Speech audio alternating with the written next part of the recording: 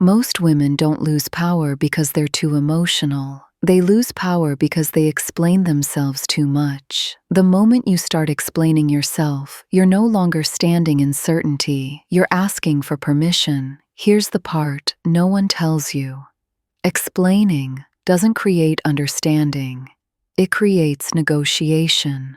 When you feel grounded, you don't rush to justify your choices. You let them stand on their own. Over-explaining is usually a nervous system response.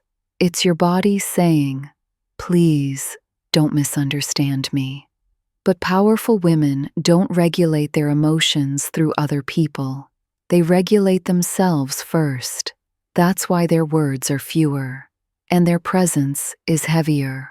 Notice this. When someone is truly confident, they don't correct every assumption about them.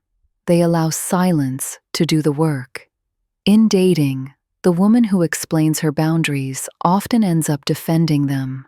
The woman who states them calmly rarely has to repeat herself.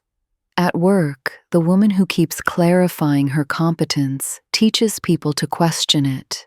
The woman who moves with quiet certainty never needs to announce her value. This isn't about being cold. It's about being anchored. You don't owe people access to your reasoning.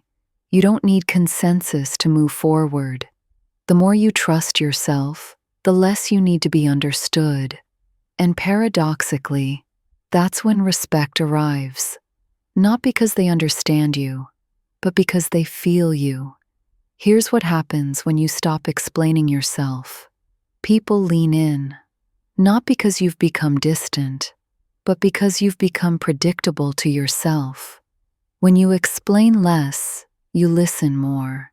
And listening is how you spot who respects you and who only tolerates you. Silence creates contrast. It reveals intent. Someone who respects you doesn't need repeated justification. Someone who doesn't will keep asking for it. This is why restraint feels uncomfortable at first. You're used to managing reactions. You're used to smoothing tension. But tension isn't danger. It's information.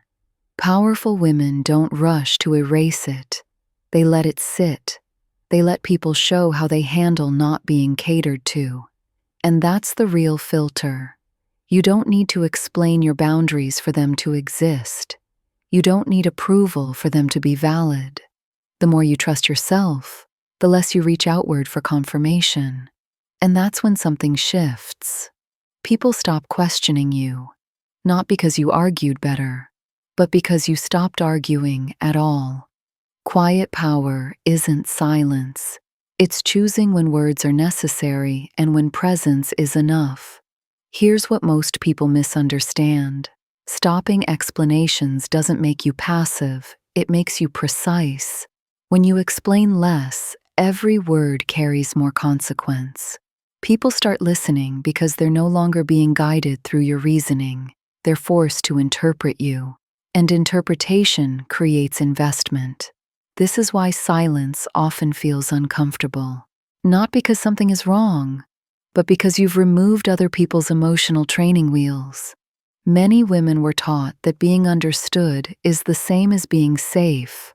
So they narrate, they soften, they over-contextualize, they anticipate objections before they even exist. But anticipation is a form of self-doubt. It assumes resistance before it appears. Powerful women don't preempt resistance. They respond to reality as it unfolds. There's an important shift that happens here. When you stop explaining yourself, you stop managing perception. You allow people to reveal how they truly relate to you. Some will lean closer. Some will grow uncomfortable. That discomfort isn't your responsibility. It's diagnostic. It tells you who expects access to your internal process and who respects your external decisions. This is especially important in close relationships. Over-explaining often turns boundaries into debates. Debates invite persuasion. Persuasion invites erosion.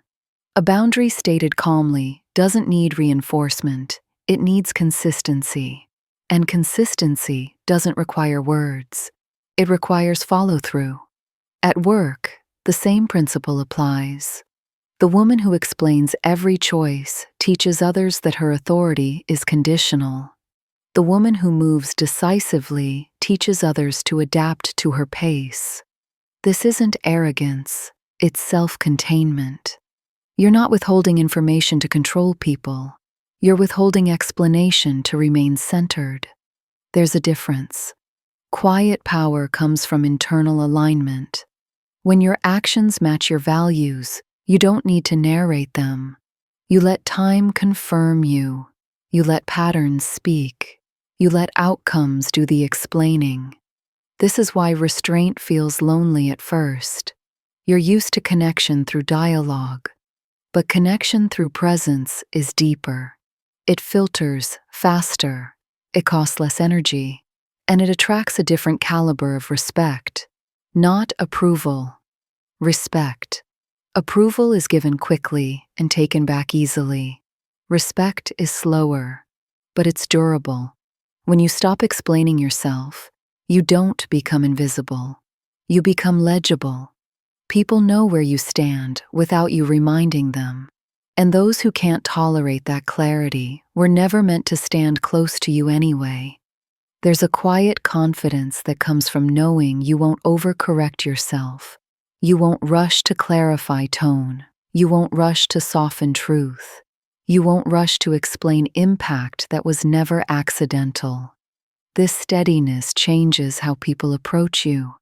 They become more intentional, more measured, more aware of their own words, because they feel that you're not available for careless interaction. And this is the part that feels unfamiliar at first. When you stop explaining, you stop being immediately likable, but you become unmistakably clear. And clarity is far more powerful than charm. Charm invites attention. Clarity commands respect. And respect is what allows your presence to last. Quiet power isn't about silence. It's about sovereignty. It's knowing that your certainty doesn't need translation.